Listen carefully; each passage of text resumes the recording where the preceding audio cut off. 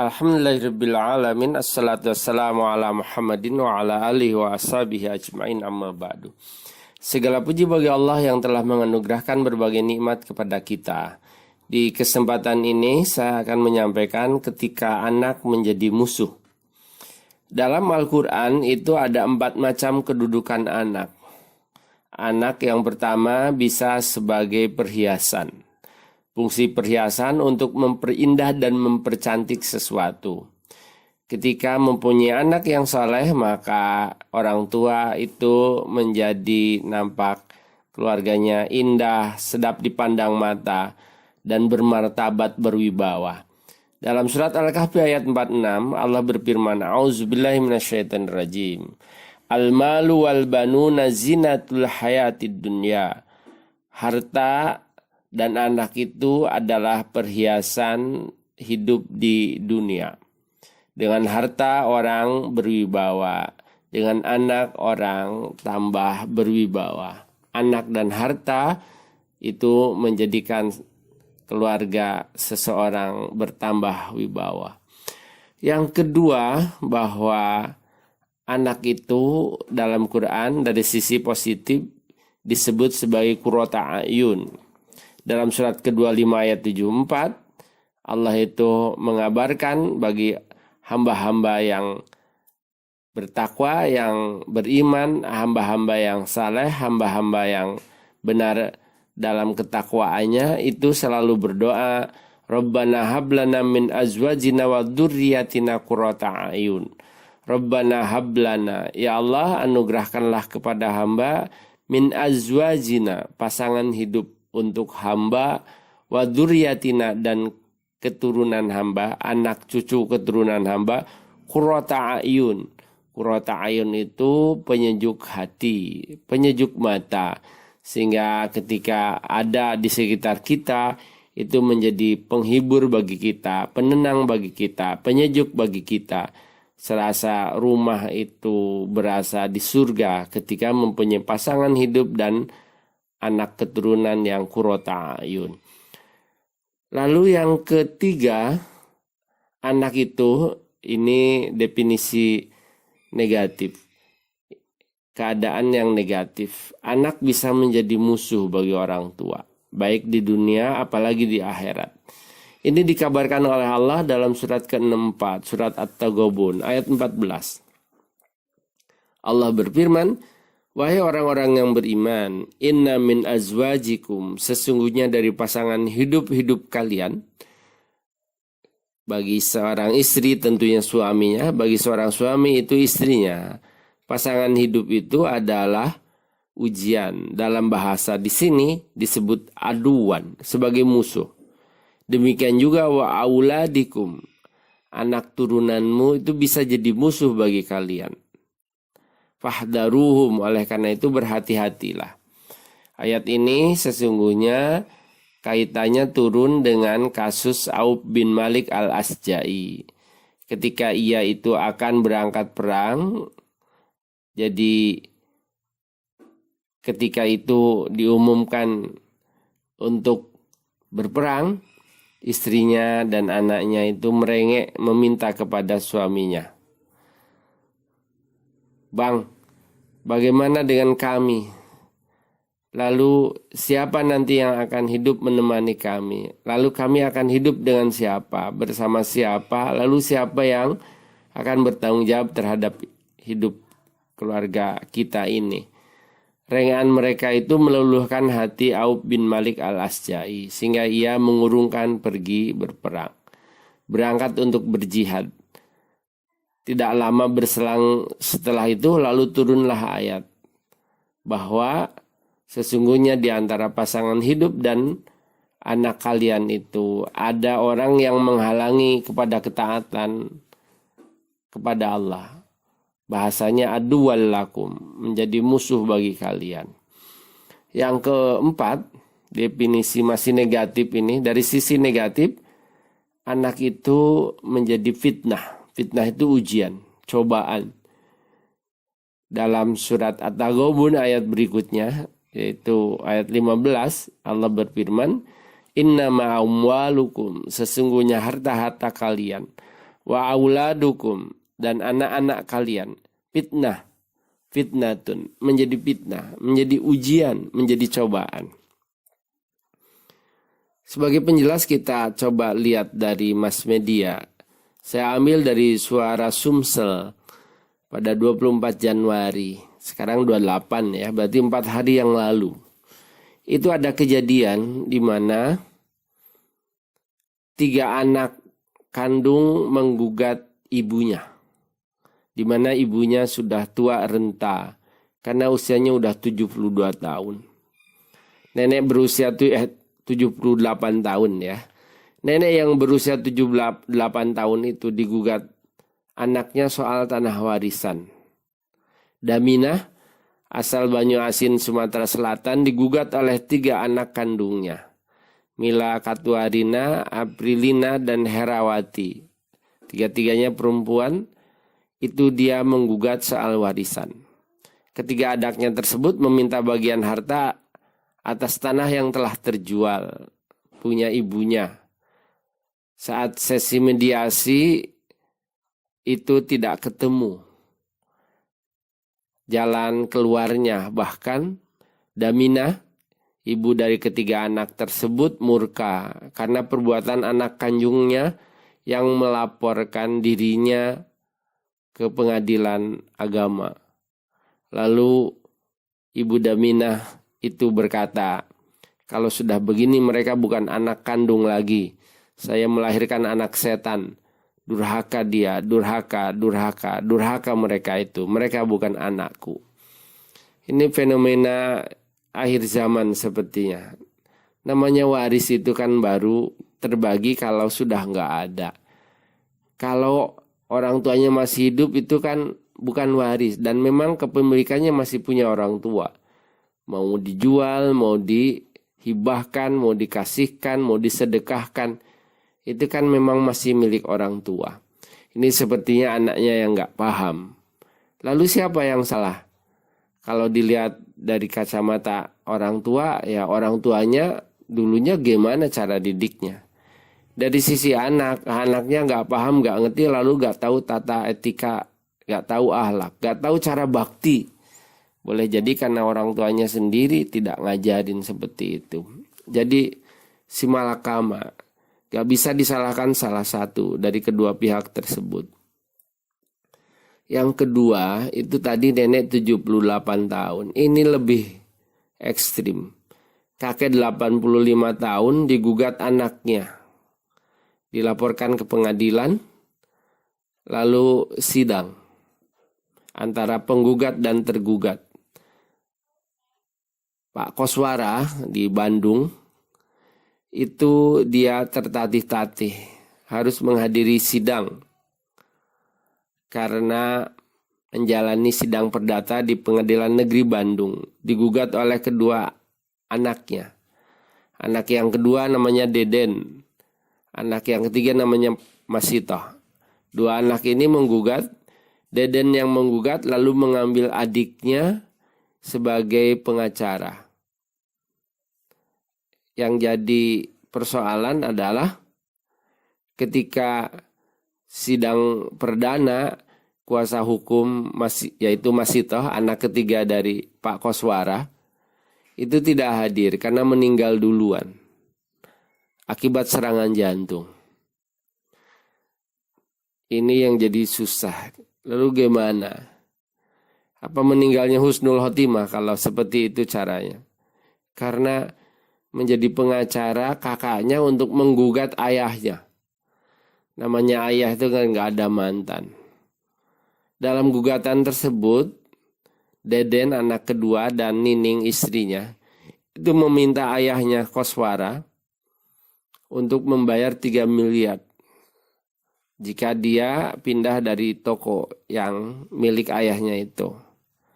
Kemudian keduanya harus membayar ganti rugi material 20 juta dan imaterial senilai 200 juta. Pak Koswara bilang, gimana saya punya uang segitu banyak, nyokolahkan mereka aja lebih dari itu. Nyarinya juga hujan panas berangkat kerja untuk cari uang demi keperluan mereka. Di hari tua seperti ini, Benarnya kata Pak Koswara, saya ini cuma ingin istirahat aja.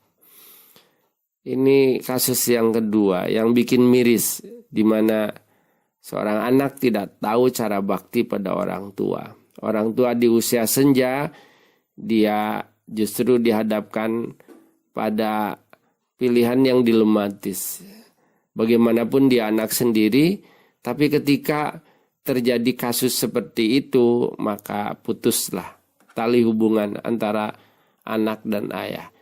Kalau saya baca ini jadi teringat bahwa dalam Quran disebutkan yauma yafirul mar'u min akhihi wa ummihi wa abihi wa sahibatihi wa bani. Nanti di akhirat itu antara ayah anak, ayah istri atau anak dengan saudara itu putus tali kerabat, tali kekerabatannya. Semua bertanggung jawab atas nama diri. Jadi ini bukan hanya sekedar sudah di akhirat, di dunia sudah ditampakkan. Cuma kalau di akhirat kan tidak saling menzalimi, tidak saling gugat atau menyalahkan. Semua sibuk dengan amalan yang ia lakukan untuk bertanggung jawab atas nama diri sendiri. Yang ketiga, ini ada kasus di mana seorang anak itu dia menggugat ibunya sendiri gara-gara ibunya itu memakai mobil atas nama dirinya. Saya baca dari Surya, sebetulnya ini ibunya Dewi Firdaus usia 52 tahun.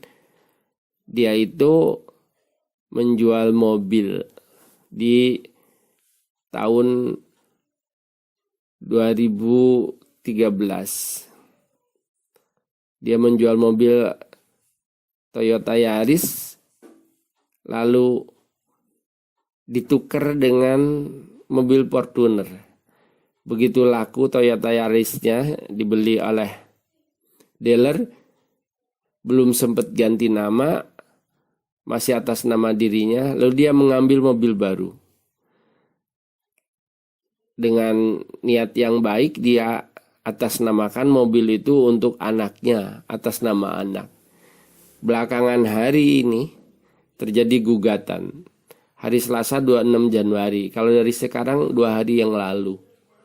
Itu di mana anaknya menggugat di Pengadilan Negeri Salatiga.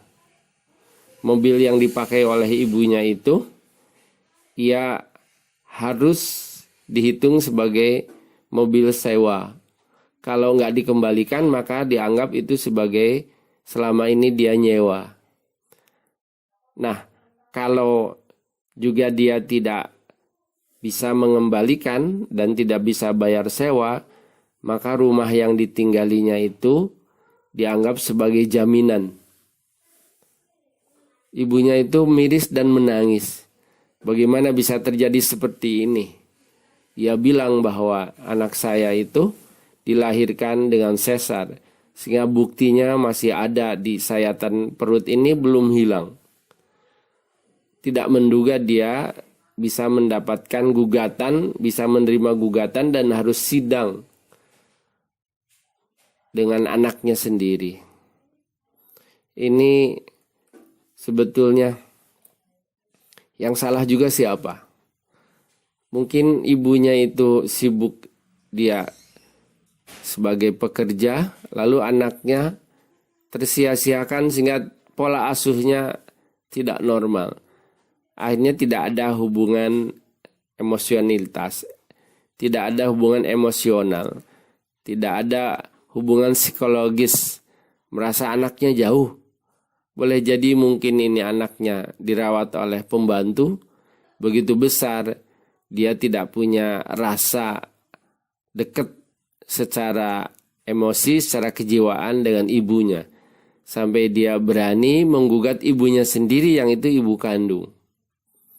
Bu Dewi ini bilang bahwa Fortuner ini sebetulnya adalah hasil keringatnya sendiri. Dia kerja di ASN di Pemprov Jateng. Untuk dapat Fortuner itu bukan waktu yang singkat, dia harus menabung dan mengumpul-ngumpul. Begitu diminta, apalagi sampai harus bayar sewa, apalagi rumahnya itu akan dijadikan sebagai sitaan, maka dia hanya termenung, saya ini gajinya berapa? Saya kok jadi disia-siakan sama anak saya sendiri. Kalau rumah ini disita, lalu saya tinggal di mana? Itu ungkapan dia. Yang selanjutnya, ini yang lebih ekstrim lagi nih. Bahwa seorang anak itu menggugat ayahnya, di mana ayahnya tersebut tengah sakit keras kena serangan stroke. Oi Tiao Su tidak bisa jalan ya, berbaring di tempat perbaringan, bahkan untuk makan itu harus disuapi, makanya harus di blender. Anaknya bukan merawat, anaknya bukan membantu menunggui, tapi justru dia itu menggugat harta warisan berupa 28 bidang tanah. Betulnya kalau masih hidup itu bukan warisan namanya, karena haknya masih tertera, itu milik ayahnya. Bila dia mau sabar sedikit, sebetulnya tidak akan jatuh ke siapa kalau dia memang anak resmi. Baik secara hukum, secara adat, maupun keyakinan yang ia anut, maka turunannya, kembalinya, warisnya akan jatuh ke dia. Kembali lagi, karena bagaimana menanam, maka seperti itu memanen. Jadi kepada orang tua sebaiknya kita ini mendidik anak, menyiapkan anak agar ketika kita udah renta, apalagi kita udah tiada, anak itu justru bakti kepada kita. Setidaknya kalau gak ngasih, dia ikut mendoakan kebaikan untuk kita. Dosa atau perilaku tidak baik kepada orang tua itu termasuk dosa yang paling besar.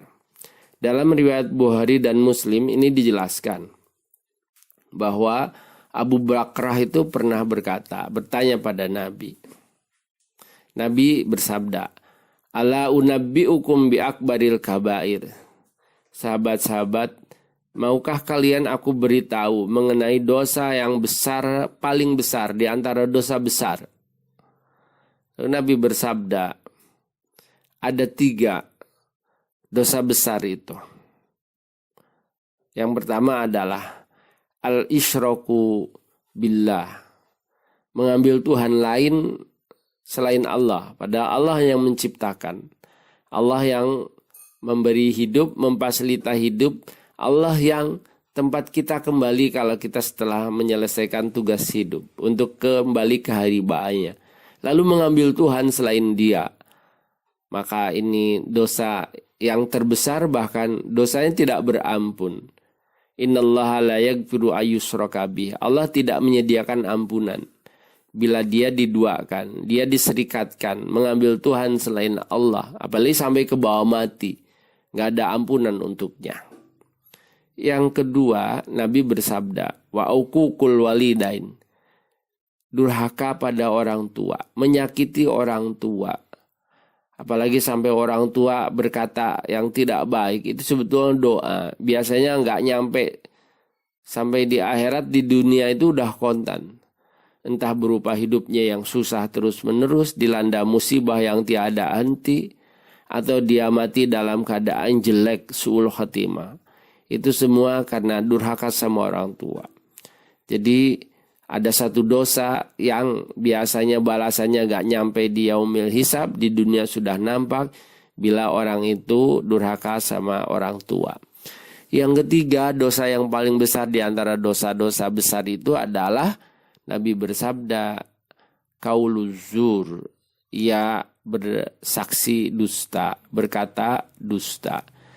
Pendusta itu puncak dari segala dosa, itu dusta. Tidak ada yang mau di antara kita ada teman, saudara, atau pasangan hidup, atau rekanan yang ia pendusta.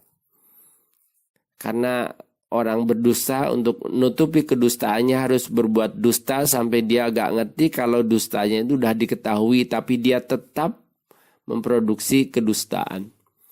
Ada satu yang nggak boleh terjadi, utamanya di rumah tangga, itu adalah dusta. Jangan sampai ada dusta di antara kita, karena sudah begitu. Cinta setebal apapun itu akan habis terkikis karena perilaku dusta.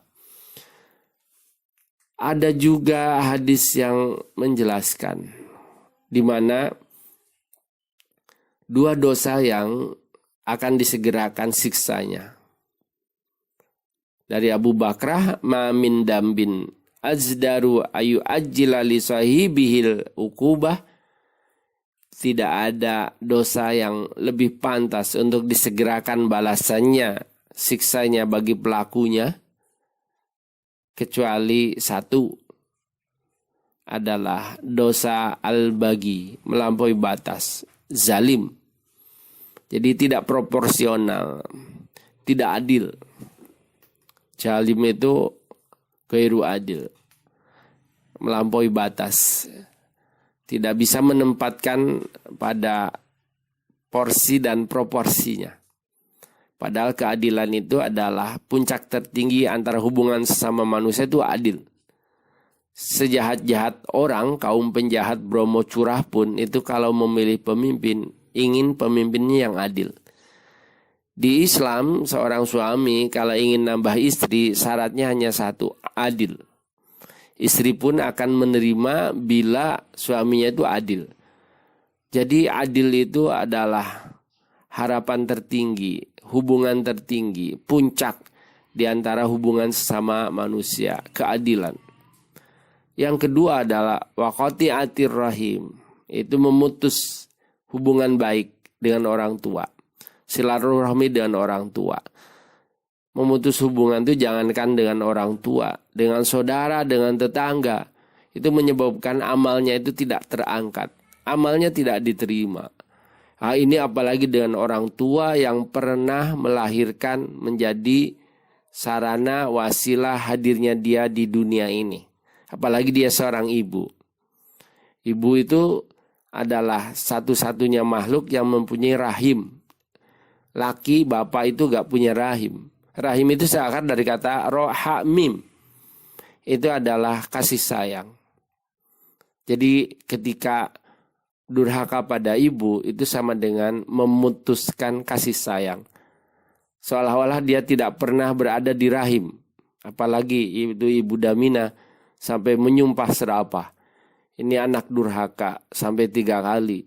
Sepertinya aku tidak pernah melahirkan kecuali dia setan. Aku melahirkan anak setan. Bagaimana tidak, dia merasa di usia senja, usia 78, harusnya anak itu berbakti, membantu, berterima kasih, atau dia itu berbalas budi, membalas budi. Semenjak kecil sampai dewasa belum bisa, maka di hari tua itu adalah saatnya, mumpung masih hidup. Tapi itu tidak terjadi harapan-harapan tersebut, sehingga keluar kata sumpah serapah. Biasanya yang begitu itu tidak nunggu lama. Karena menurut hadis ini, hadis riwayat Abu Dawud, Tirmizi dan Ibnu Majah, itu meriwayatkan bahwa ada dosa yang akan disegerakan siksanya, yaitu di dunia. Apa itu? Dosa kezaliman melampaui batas dan dosa memutus silaturahmi dengan orang tua. Mudah-mudahan bahasan singkat ini menjadi inspirasi bagi kita bahwa kita akan menjalani hidup ini dengan baik. Kita akan menebar kebaikan kepada semua orang dan utamanya adalah kepada orang yang terdekat yang telah berjasa kepada kita, yaitu orang tua kita, ayah ibu kita, apalagi di usia senja. Itu menjadi bagian dari kebaktian yang utama, bahkan hadis menjelaskan lebih baik dari jihad, lebih baik dari umroh, lebih baik dari haji ketika kita mau bakti kepada orang tua kita sendiri. Akhirul kalam, subhanakallahumma wa bihamdika asyhadu la ilaha illa anta astaghfiruka wa atubu ilaik. Assalamualaikum warahmatullahi wabarakatuh.